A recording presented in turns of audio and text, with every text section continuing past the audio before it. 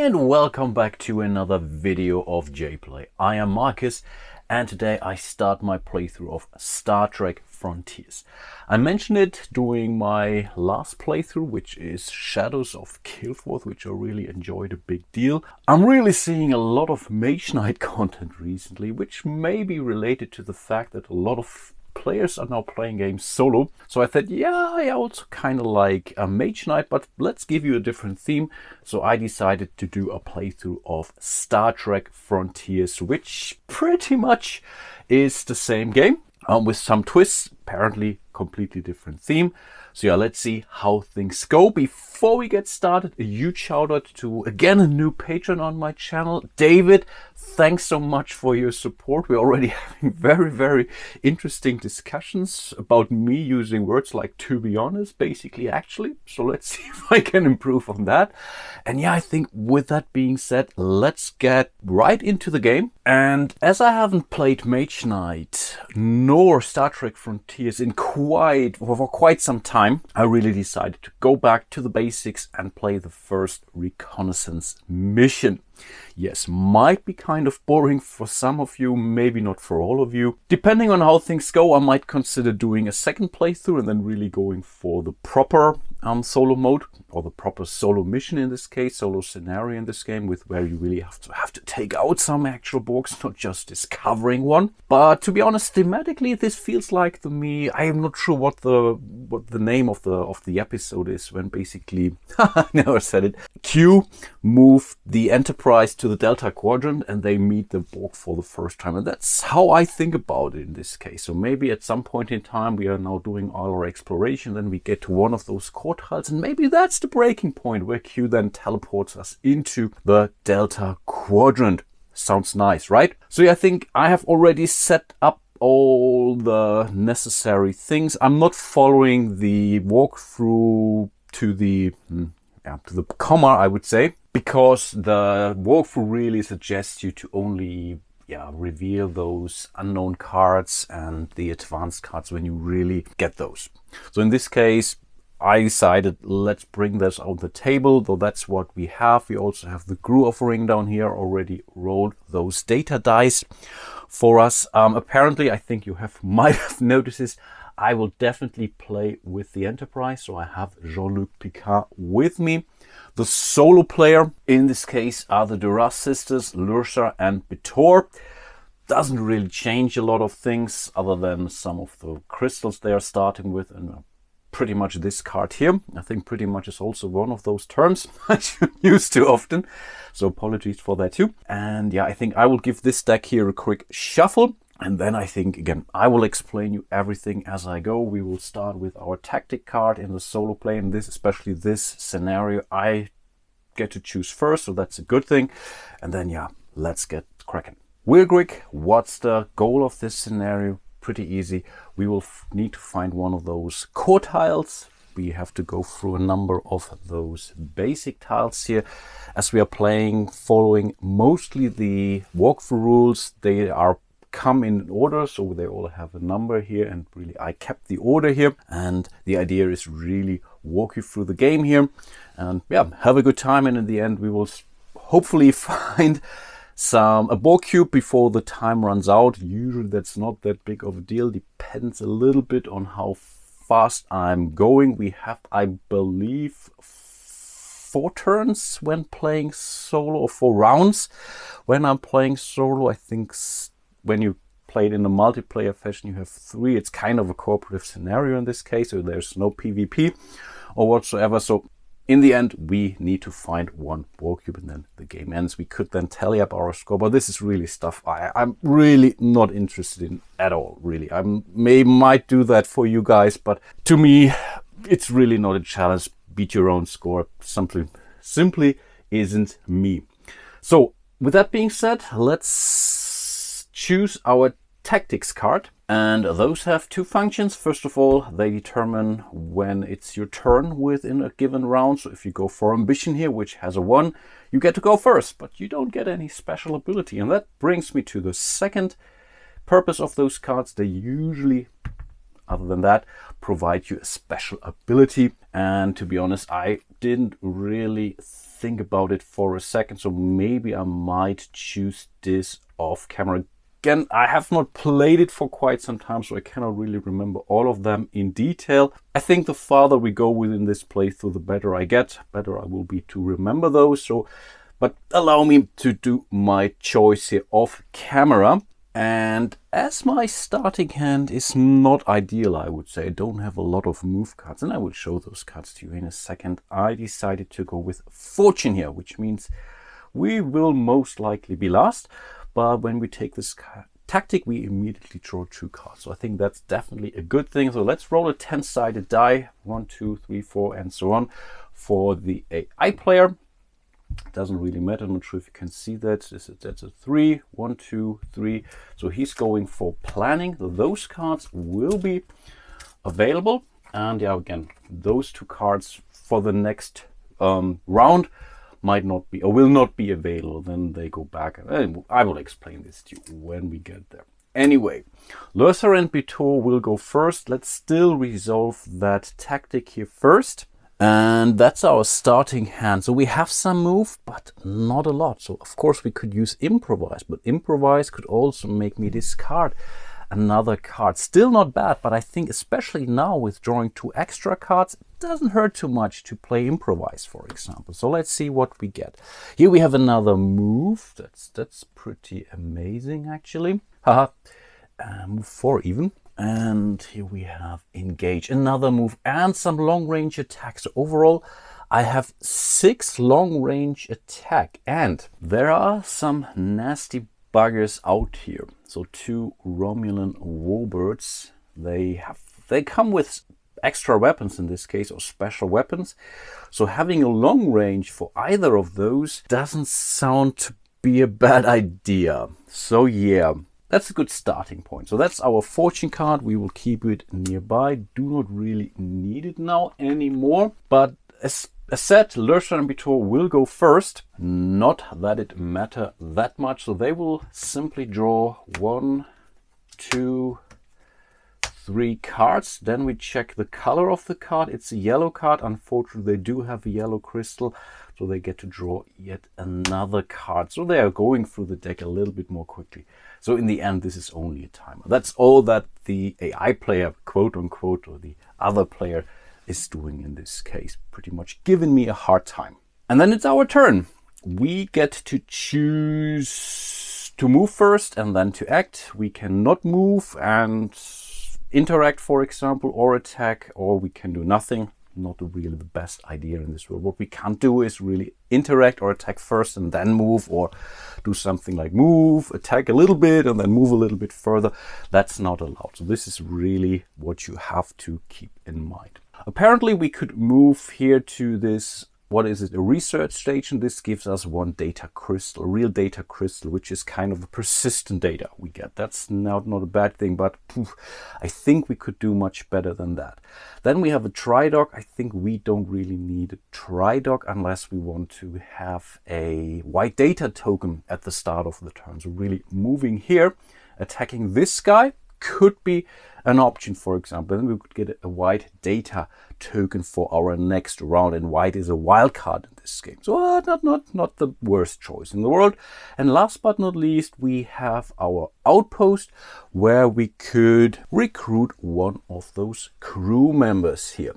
The thing is, I think we can get the medical officer here and even the Vec and also the Natra. Not really sure why we have so many Romulans now in our offering, but that's what it is. And we can get most of those. I think only Toreth is not available. I think that's then later on a Romulan starbase, if I recall that symbol here correctly.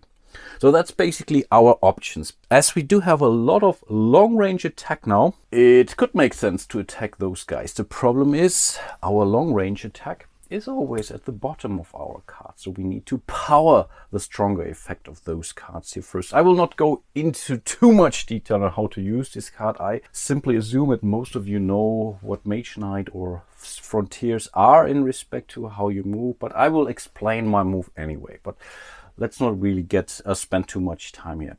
For now, this effect is more or less free if you play it then you get the move 2. If you want to use the lower part of that card, you have to power it in this case with either a white data crystal, because it's wild, or you have to use a red one here, apparently.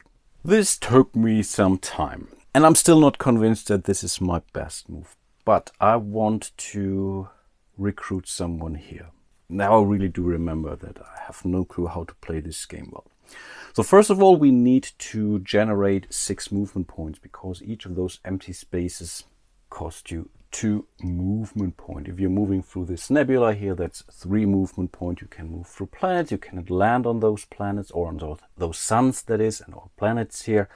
But in this case, we simply need 6 movement points. And the way to do this is to either play move cards like this. You can also go for powering the more powerful effect down here, for example, or you can play card sideways. So any card played sideways, for example, could give you 1 extra move point, an attack point, and a shield point, and a diplomacy point. So all these basic things that you can do by simply playing a card sideways. It doesn't really matter which card it is, unless it's a damage card. Damage card you cannot play this way, but all the other cards you can play sideways. But in this case, I think I can do better. So that's the move 2, move 4, and move 6. So yes, I do play all of my long range attacks, but that's 6 movement points, 1, 2, and 3 in order to move here. In theory, I could now generate 2 more movement points in order to explore, but I think I will leave this to my next round or so, because I want to do 2 things next round. Now I get to choose if I want to interact with the outpost here, or if I want to attack that Romulan warbird. The warbird doesn't attack me right now unless I'm moving adjacent to him again. So if I would move here, for example, in my next step, then I would have provoked him and I had to attack. That would be my action this round. In this case, I still am okay. So the idea was to really go for an outpost and recruit there, right? Yeah, that was the idea. So we will interact with the outpost as our action. So we need to generate some diplomacy points. First of all, we want a lot of diplomacy, actually. So we will play Intimidate. And there was a similar card in Mage Knight. I really forgot. Was it also Intimidate? What had a very, very rough artwork on it. In this case, I need to power this card with a red data die in this case. So this allows me now to play the more powerful effect here, which is a Diplomacy 5. But because I'm intimidating, I'm losing some reputation. That's not something that a Starfleet officer should do a lot. As I need 6 diplomacy points, and I will show you why, I have to play another card sideways, and I decided to go with my improvise card. It might not be the best idea, but again, I'm doing it this way. So that's now in total diplomacy 6, which would be enough to hire every one of those guys. And I believe I will go for Donatra. She seems pretty versatile to me. Toreth would be also great, but I cannot hire her. The medical officers is kind of meh. So I think let's go for Donatra. So the way how this works is I will simply take her card and place her below one of my command tokens here. I start the game with exactly 1 command token, which allows me to hire 1 crew member. If I want to hire another crew member, I still only have 1 command token. I have to fire her first, which is not a problem. I can do that. So that was pretty much my action for this round. So I hired Donatra. I have moved around the galaxy a little bit. In this case, I am not replenishing the crew offers. That's only something I do for the undiscovered cards and the advanced command cards, or however they are called, not for the crew card. They will replenish at the start of the next round, not the next turn, really the next round. So the last thing to do is to end our turn. So we will re-roll that data die. That's a gold one. That's okay. We can deal with that. Those cards will simply get discarded. And then we move over to Lurser and Bitor because we are doing the next turn. 1, 2, and 3 cards. A blue card, again they have a blue crystal, so yet again they will reveal another card, and I think they start with 16 cards in the deck, so you can do the math on your own. But that's pretty much their turn. And one thing I forgot was to draw new cards. I have a hand limit of 5. That's my starting ability. So if I level up, I could increase that, but that will take some time. Here we have synthesized data. So we're drawing up to 5 cards. Full speed ahead. That's another move card. Yes, we need that. I think that's a perfect card actually. And here we have repair, hull repair, or draw 1 card. Nice, but right now we don't need it that much. We are moving into our move phase, and the only thing I want to do is, I think, playing this move 2 here in order to explore. And I want to explore this space, or that's the only space I can explore. I have to spend 2 movement points for that, and that's all I need. We will take the topmost tile. We know it should be now number 3. If I did everything correctly, yes, it's a 3. We have to play it the same orientation as the other tiles here, so the number showing this way. There are also some variants where you can really build the map completely free of choice, but in this case I will stick to the standard rules. And here we have found our first not Dominion, Romulan starbase. So let's bring out that token accordingly. We are not flipping it over. This is one of the things similar to Mage Knight, which you have to be adjacent. I think in Mage Knight there was this rule. During day you could see, look into this, I think that's the Wizard Tower or so. Cannot quite remember what it stands for. But during day you could see what it is. During night you had to move adjacent. In space we don't have day and night, so in this case the rules are a little bit more clear.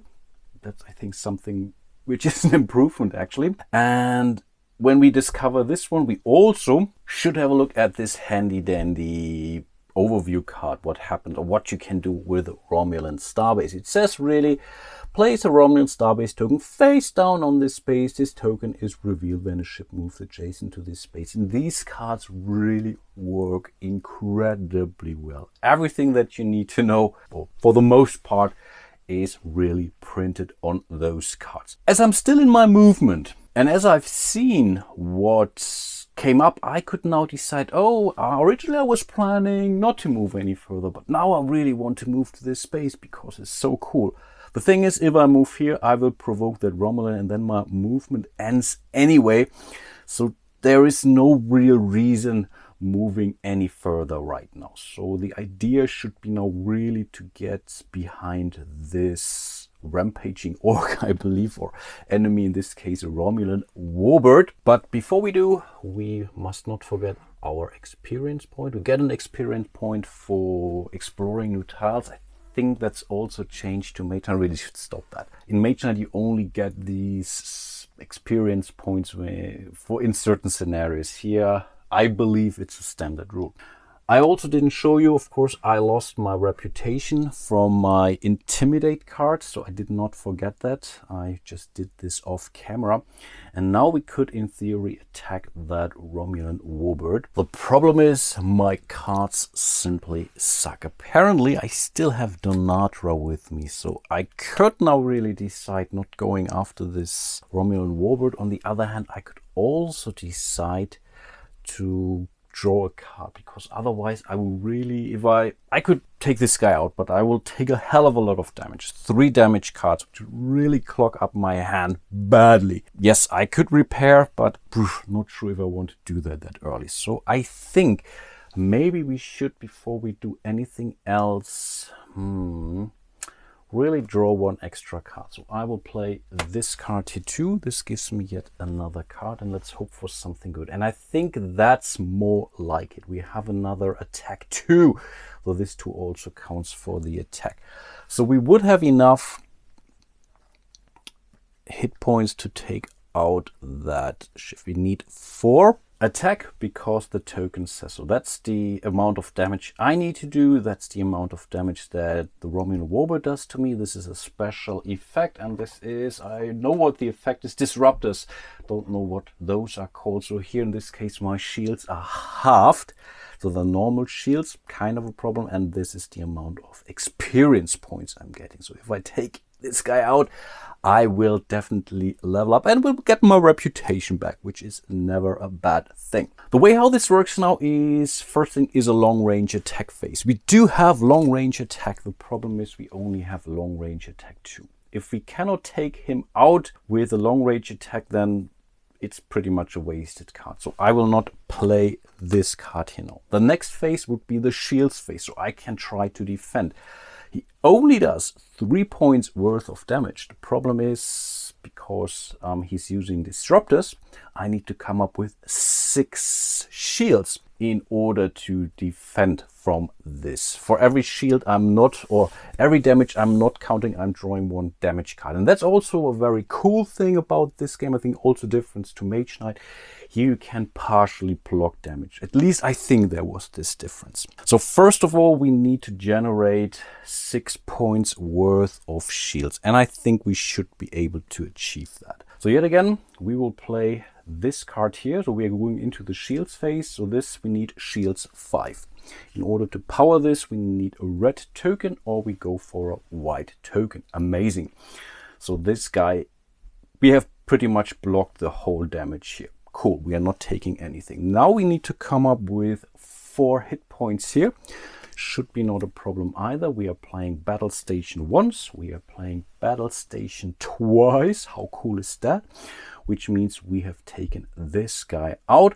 So we have defeated him. We get 1 reputation, because that's a good thing that we are getting rid of those roaming guys here. So we are going back to 0. We are no longer that intimidating, it seems. And we get 1, 2, and 3 points. So at the end of this round, we are allowed to level up. And this is the end of the round. There are no additional enemies we can fight nearby. So in this case, we have simply taken this guy out. So we will declare the end of our turn, which means we get to level up. So which means we get 1 advanced command card and we get 1 special skill token. How cool is that? The way how this works is, the first thing that we do is to reveal 2 cards from our skill deck. And these are really pretty unique to all those characters. And that's really something, again, I like about this game. It's depending on who you play with, your gameplay has to adapt in respect to those skill tokens, what are available, when do they come out. Really something which gives you a lot of replayability in this game. On top of this, we also get to draw 1 random token from our enemies, because that's also allowed in the multiplayer game. So this will be 1 piece that will go to the core offer. So I could now decide to go for either of 1 of mine, which then the other one goes to the common offer in theory, or I could go for a skill card from another captain. In this case, I get some limitations in respect to which advanced command card I'm allowed to draw. I can only go for the, I think, bottommost card in this case. So let me have a quick look at those tokens here. And of course, there is a handy dandy overview for those tokens here as well, which also works perfect. The iconography in this game is not the best, but you get behind things. It's like with most Euro-style games, once you get behind the iconography, you will be fine. So in this case, let's see, we have this one here, which there's motivation once per round. So this is what this yellowish arrow here means. On a player's turn, on any player's turn, flip this to draw 2 cards, and if you have the least experience, gain 1 red data token. So that's in theory an awful card in the solo game, because there will never be the situation where you will be the least experienced. So not sure if I want to go for it. Anyway, it's still okay. It gives me 2 extra cards any round if I want to do that. It's similar to our Fortune Tactics card here, but maybe we can do better, because we can go to this one, which is on the other side apparently, which is Research. And this, I think I like this theme, matches the Enterprise real nice. Once per round, also once per round, flip this to gain 1 blue data crystal in your inventory and 1 red data token. And crystals are something that you keep on your inventory, whereas the tokens, you place them in your play area. You have to use them until the end of the round, until the end of the turn.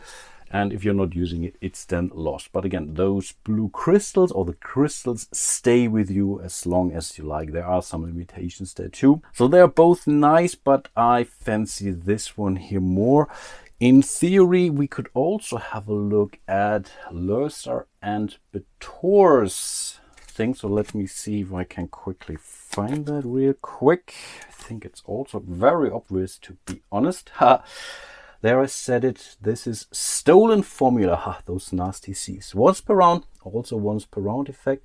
Flip this to gain 1 data crystal in your inventory of any basic color that is currently in the core. So this gives me a little bit more flexibility, but here I get more data in theory, and it would also limit me in respect to the advanced offering. Yeah, I think I will go with this one here. So this goes to the offering anyway, so we will grab this skill token here, and then we have to make a choice which advanced action card to go for. We have the Picard maneuver out there. How cool is that? Target enemy gains attack -1 and defense -1, or we could power it up to a -2 or a -2 to a minimum of 1. So this could be cool for a very powerful enemy.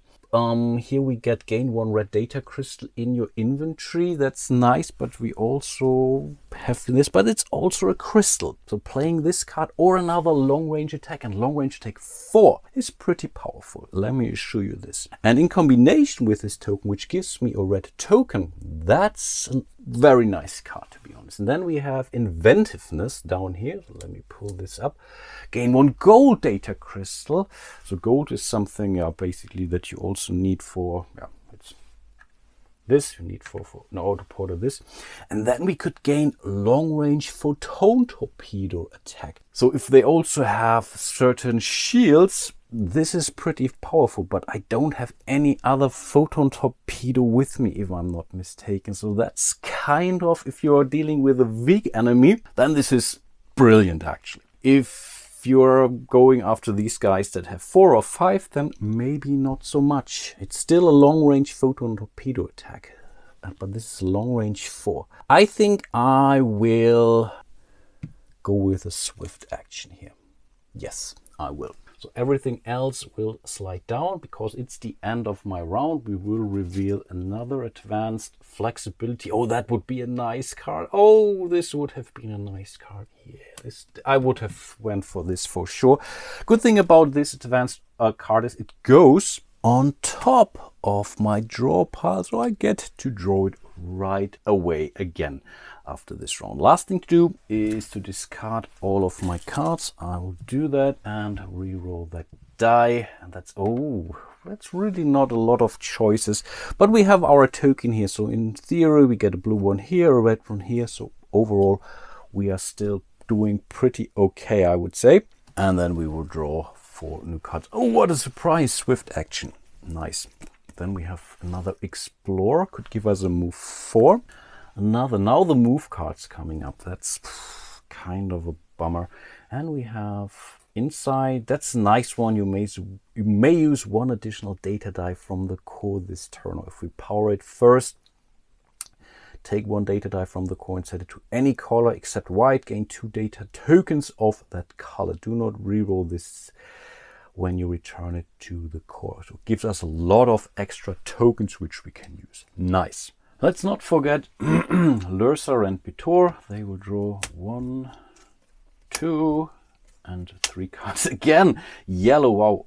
Every time I hit, so they will draw yet another one. And by the way, now they're drawing another yellow card. They will not get to draw again, for example. You only do that twice. But it could be that later on there are 2 yellow crystals on it. Then if you reveal a yellow card, you will also have to reveal 2 yellow cards. So they're also getting more experience, so turn could go much quicker this way.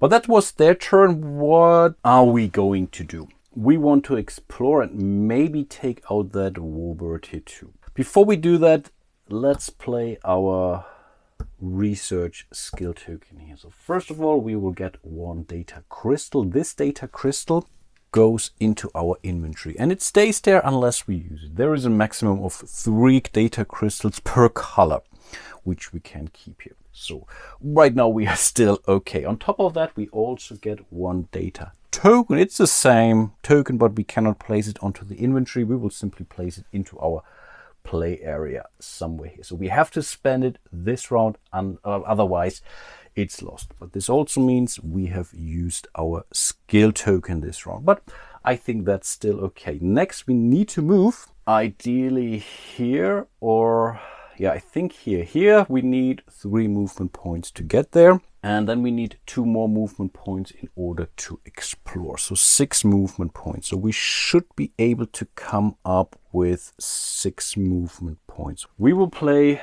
this card here, move 4. We will use the data die here accordingly. Then we play the full speed ahead with a move 2. So that's 6 movement points, 3 here.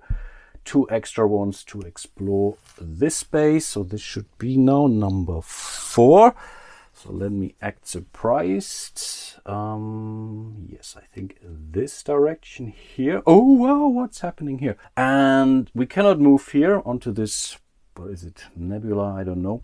But now we see our first Dominion starbase. It also goes face down, but we also will see yet another Romulan warbird. And yeah, I think that's also a pretty nasty one. And we have another outpost here waiting for us. So this was our exploration. We have explored, which also means we get 1 more experience point. Nice. We still have 1 more movement point from this. So that was 3 plus 2. So we could move in here. So then we could peek under this one. And we could also, no, we have to attack those. And in theory, we could immediately attack them both if we want to do that. And I think that's kind of intriguing. So let's play 1 more card sideways. So this gives us a move +1. So that's move 6 in total, which allows us to move here. Now our movement end, we have to engage this guy. But before we do, we can reveal those guys here. Oh, that's a pretty nasty one. So they come with, I keep forgetting the names of those 2 symbols here. That's a Photon Torpedo attack. So these guys can only be blocked by Photon Torpedo shields, and Pulse Torpedo shields are efficient against those suckers. Otherwise, they're only halved 2. Oh, wow. And they're also, I think that's fine. Okay, this only means they have a resistance to photon torpedoes. So in this case, all photon torpedo attacks are half. I think that's not something we have to worry about too much. Now we have to fight this guy. The thing is, we are adjacent to 2 enemies. So in theory, we could take them out both. But I don't think we have it in us. We don't have any real normal attack cards other than this swift action here, which gives us a long range attack 4. And yeah, I think we need the long range attack 4 to take out that Romulan warbird. So we are not attacking both of those. I know it's kind of lame, but yeah. So we will move into the combat, which means we will play this card, Swift Action. We want the long range attack 4. We will use the token we have gained this round. So we can use a die and a token. Only 1 die can be used during a normal action, but you can use as many tokens or crystals as you have.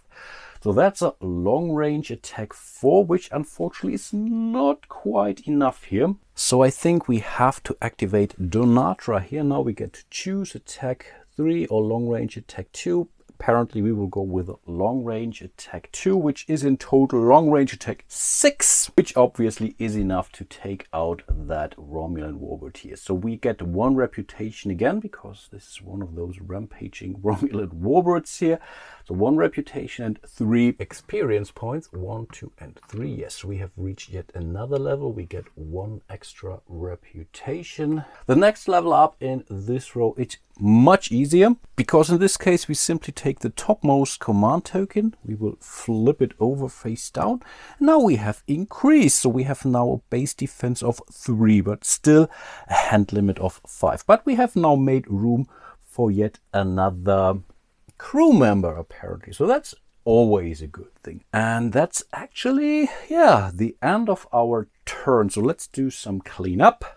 So yet again, we will discard our cards. We will re-roll the data die here. That's a black one. Ugh. So now it's either gold or black. Not really sure if I like that. But okay, we have to live with that. Then we will draw up to our hand size of 5. Unfortunately, we only have 2 more cards left in our pile, and the last card is Picard, which is a diplomacy 2. And oh yeah, apparently if we check our space, we are on Outpost, so we could spend our next turn simply to recruit someone here. And there is this medical officer here waiting for us, which only costs us 3. That's not bad. Gain 1 blue data token, we can repair 2 or heal 2, we can ready a level 1 or 2 crew member.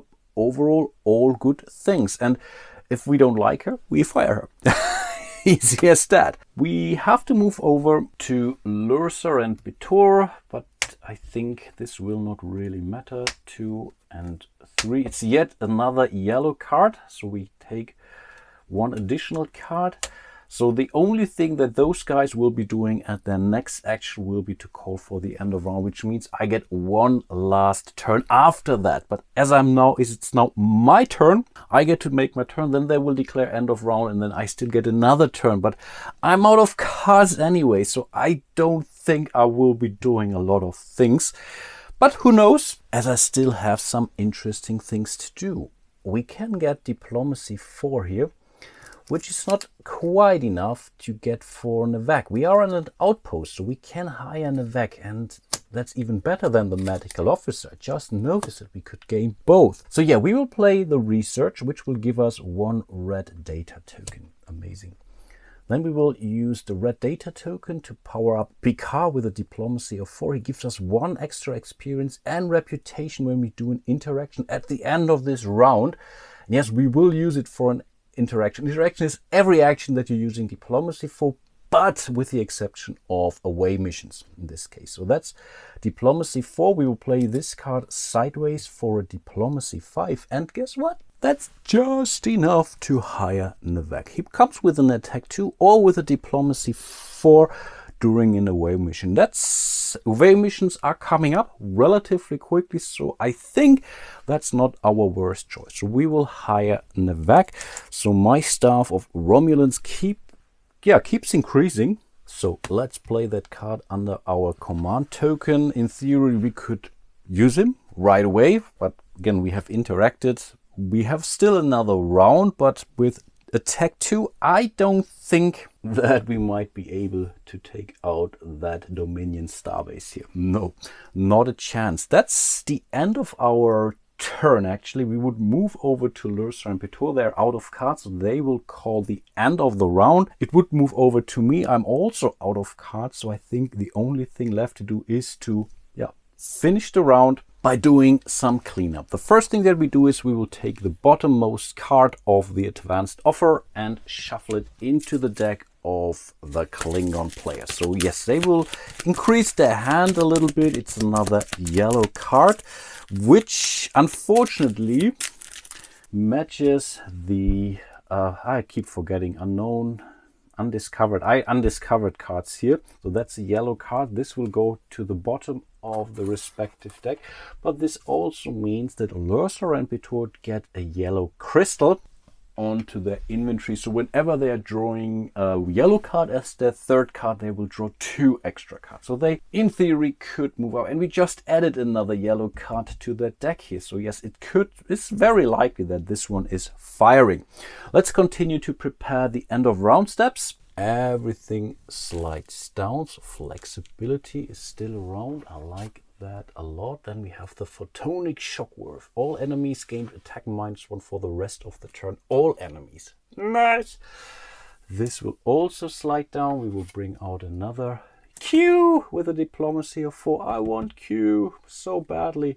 Cool stuff. I believe we roll all of those data dice for the next round. 2 of those have to show a basic color. Unfortunately, they don't. That's an undiscovered one. That's a black one. So we have to re-roll that again. And you didn't see that. Same thing. It's black. Black is not a basic color. Come on. Okay, that's more like it. We have to live with that result. Those crew cards simply go away. In this game, we are not playing with any advanced crew, elite crew cards. We are only using the basic silver-based cards. So we will bring out 4 more. So let's see if we get some less Romulans. Data! Data is here. Why is Data a silver one, not a gold one? Really wondering about that. A Federation officer, apparently a red shirt. Then we have Tomal. Are you kidding me? And we have another Federation officer with attack 2, diplomacy 2, move 2. Oh, these are very good actually, because they give you a lot of flexibility, but apparently we need to try to get data. And I think, yeah, we will definitely reshuffle our cards accordingly. So our deck, we will also ready our crew members. We will get our skill token back for the next round. So this really could come in handy at some point in time. These tactic cards, though the 5 that I chose and the 4 that Lurser and Betor chose, will be out for the next round, which means those will be the cards to choose from. I will get to pick first, but I think that's something I will do in my next video. It was the very first round or day we played through. We have discovered only 2 extra tiles here, but we were able to defeat 2 Romulan warbirds. Maybe with my next turn or so, I might go after this Dominion starbase here. Maybe. And I just noticed something. I forgot my PK card. He gave us 1 extra reputation and 1 extra experience point because we used his diplomacy point for an interaction. How nice is that? So the next time I'm hiring someone, I have a +1 right off the bat. Very nice. But with that being said, I really hope you enjoyed my first episode of Star Trek Frontiers. Hope you will join me in the videos to come. Not sure if I will play this scenario to the end in the next episode. Maybe I need to more. As of the next one, I don't need to talk as much, I believe. So things will definitely speed up. Rest assured. Again, huge shout out to all of my patrons out there. Again, if you want to support my show, please reach out or go to my page on Patreon. You will definitely find a lot of exclusive stuff here, early access, exclusive content and whatnot. And yeah, hope to see you soon in one of my other videos. And until then, bye bye.